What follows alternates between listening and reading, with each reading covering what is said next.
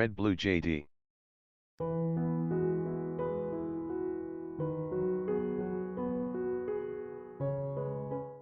Ndabashuhuje inshuti bakunzi ba Red Blue JD Story, ikaze mu nkuru igenewe kumva abantu bari hejuru y'imyaka 18, mbibutsa gukora subscribe, like na comment kugira ngo byinshi byiza bikomeze kubageraho. Ibagezaho ndi Byiza Jonathan, ikaze.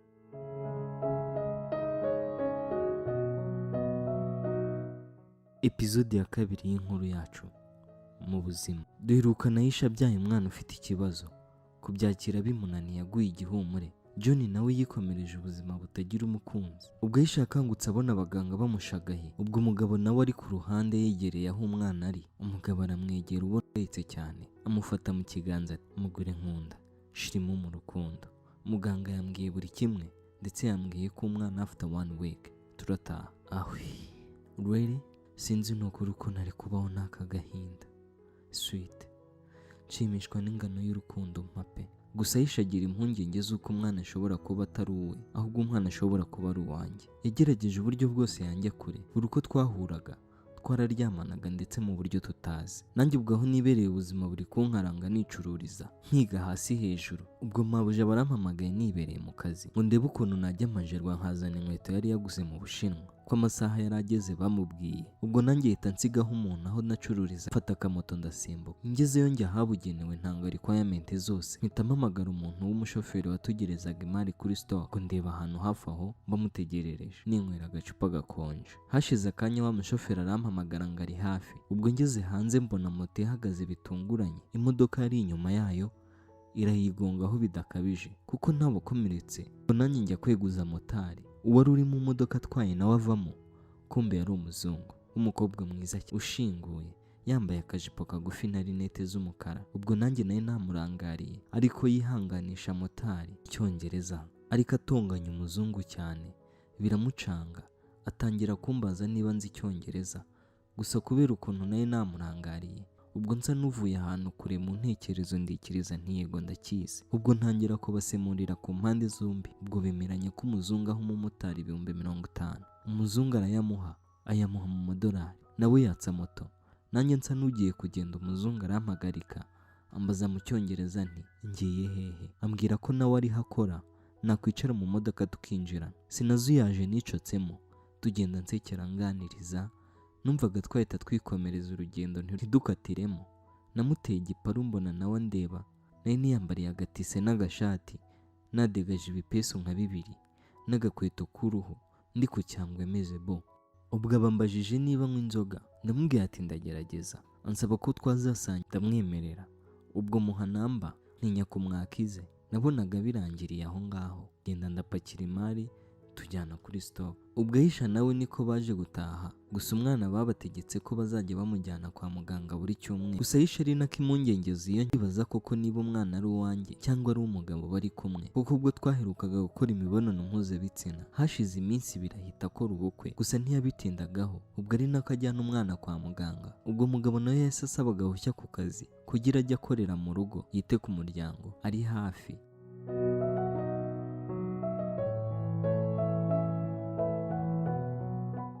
Umunsi umwe muri weekend nari nicariye hanze, umukobwa wa nyirinzu araza azanye mashini ngo muhe filime ya Game of Thrones season ya 5, kuko iya 4 nari narayimuhaye kira kuri external, ari nako tuganira. Igezeho ncomeka kuri mashini ye, nawe ashyiraho. Ubwo ari nakanyegereye ukuntu areba ibyo nkora. Sinzi ukuntu yashidutse yamfashe ku rutugu. Ubwo muri gihe byatangiye guhinduka, numva inkoresho yanjye itangiye kweguka. Ubwo nahise mubaza niba umusaza na mama we bahari, ambwira ko bagiye mu bukwe. Sha umfata nk'umwana utemerewe gukora icyo nshaka, aho nyishakiye, igihe nyishakiye, ndetse n'uwo nshaka. Jewe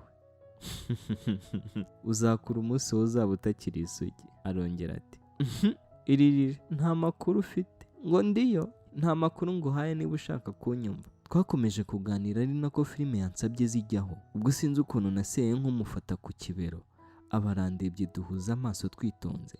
Ndamwegera gake nshaka kumusoma, ngiye kugera ku minwa abarambwira igisazi, ntubona ko wakinguye koko? Ndebye mbona hararangaye, nta kuzuyaza nahise mpaguruka ndakinga. Anje ati "Si John Ruseriye." Ubwo ntacyo namusubije, nahise mwataka gakeya mu mutuzo, muryamisha mu ntebe ntangira kumusoma, ari no kubona asa n'utabyumva.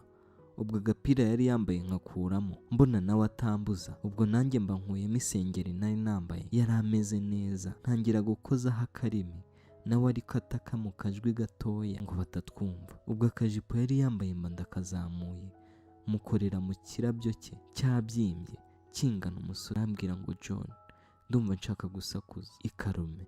Ubwo ikariso nayo nayitaye hirya hariya, umwana yari yogoshe yaraciye imyeyo. Ubwo nahise ntangira kugikorakora gake, mba nshyizemo intoki, mbona umwana ari kubifiringa. Ubwo kandi ariko nkomeza kumusoma nkuzamo akarimi. Ubwo ikirabyo cye nacyo cyari cyatose, ariko ninjizamo intoki yaryohewe. Ubwo nahise manuka umutwe nkushyira mu maguru yiwe, mu kirabyo cye, maze arasara, ari nako ashaka gutaka cyane, akipfukisha umusego. Ubwo nahise nkuramo agakabutura nari nambaye, ngiye gushyiramo inkoresho yanjye, apabumbye amaguru. "John, ntago wandongora utambaye kondom." Ubwo mba ndibutse njye nta n'ibyo nari nitayeho.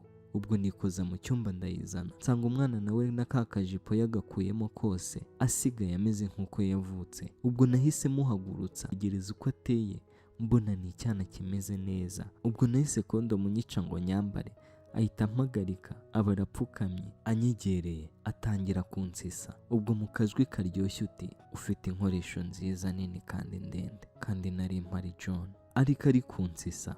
Ubwo nanjye ubwenge bwagiye, umwana bafashe ya kondomu nari nafunguye, arayinyambita ambwira ngo "Ndi uwawe, destroy me." Ubwo nanjye nahise muterura mujyana mu cyumba, ndangije nshyiramo umuziki, cana amatara, bamushyize ku gatanda gato kaba kari imbere y'uburiri. Arangije afata amaguru ye ku buryo nkireba neza, ndangije ndagikunguta gake gake, ariko nawe yasaze, ahantu arahatosa hose. Ubwo nanjye numva nibereye mu yindi si, mba nyishyizemo, naramuryohereje, nanjye birandenga, ibyuya byanyuzuye umubiri wose. Hashize akanya arambwira ngo "Rangiza." Nanjye narangije. Ubwo nanjye narakubise, ngiye kumva numva ziraje, mpita ndambarara nka hariya. Ubwo nawe niko yarambaraye yananiwe. Hashize akanya mba nguye agacuho mu buryo ntazi.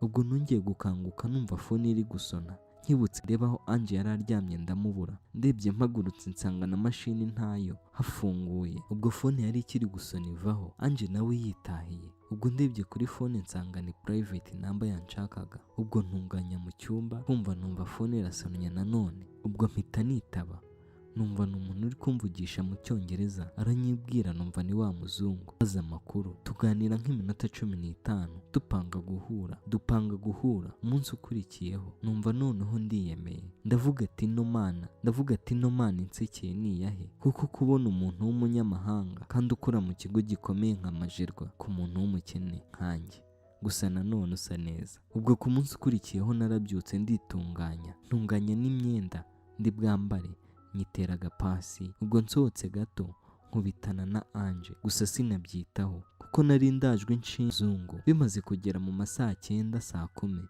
numva ya namba iri private irampamagaye, mba nditabye ati "Umuzungu, how are you John?"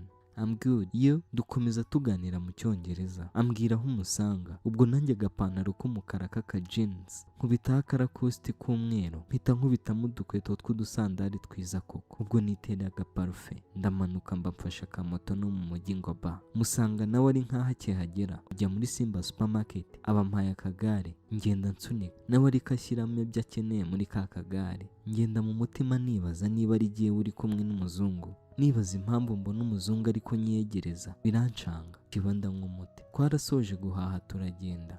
Ubwo inzu twinjiyemo ni mu Bwama ahantu mu Kagarama. Ntari kwibaza niba ari jyewe. Tugezemo imbwa zisa neza z'umweru ziza zidusanganira.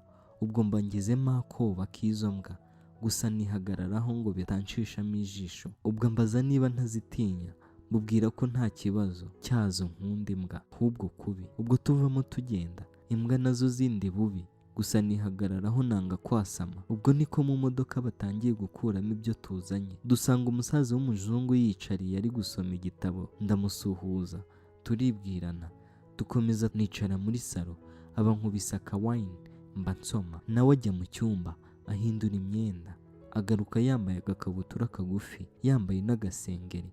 Mukubise amaso ndapfa, itangira kunyegukana, gusa niha akabanga nyizingira mu mukandara. Araza turaganira, ansaba ko twaba inshuti nkazajya mutembereza. Ubwo mubwira ko nta ribi. Ubwo na wa musaza aza mu nzu atangira kunganiriza, turaganira koko. Ntumbaze n'aho icyongereza nagikuraga. Akawayini twese tangira kubyina, bigaragara ko rwose bari barabuze umuntu bahuza. Umusaza hashize akanya aba yigiriye kwiryamira, nsigarana n'umukobwa we ambwira ko ntabona papa we yishimye. Atangira kumbwira amateka y'iwabo, ko mama we yakoraga muri Croix Rouge, yapfiriye muri accident y'indege yabaye muri 2014 ya Malaysia Airline. Ambwira ko kuva ubwo na papa we kwishima bimugora. Numvishe inkuru ye, yagiye kurangiza kumbwira amarira ari kumanuka, nanjye numva ndababaye. Hita mwegereza, mubwira impamvu ya buri kimwe kandi ko ibyiza biri imbere. Yamaze hafi nk'umunota aryamye mu gatuza, ahita asa nk'ushidutse, asa n'ubyirengagiza. Ariko tuganira, ambaza amateka yanjye nanjye. Yansabye ko tubyinana, harimo akaziki ka slow. Turegerana, ubwo turi kunyeganyega muri ka salisa. Aba aranyongoreye ati, kubera iki ndi kumva uri inshuti nziza? Nanjye nti, kubera ko mu maso heza. Aba aramwenyuye koko nawe. Aba arambwiye, ese ntabwo bikubangamiye kuba ndi kwisanzura cyane? Nanjye nti, iyo ubonye amahirwe yo kwirengagiza ibibazo by'iyi si, ujye uwukoresha neza. Ahita ambwira ngo aksa yanjye ni nziza.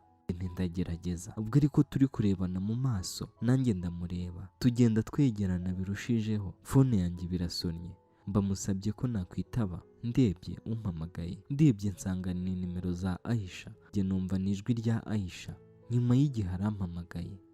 Ese Aisha urumva mpamagariye iki? Ese uno muzungu aranyifuzaho iki? Ntuzacikwe na episode y'inkuru yacu mu buzima. Kora subscribe kuri Red Blue JD Story kugira ngo ubone inkuru nk'izi kandi nziza. Like na comment byatuma tumenya icyo twahindura, twakongera cyangwa twakuramo.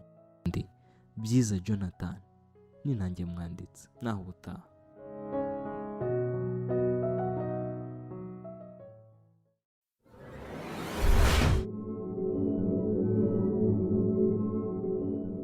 Red Blue JD.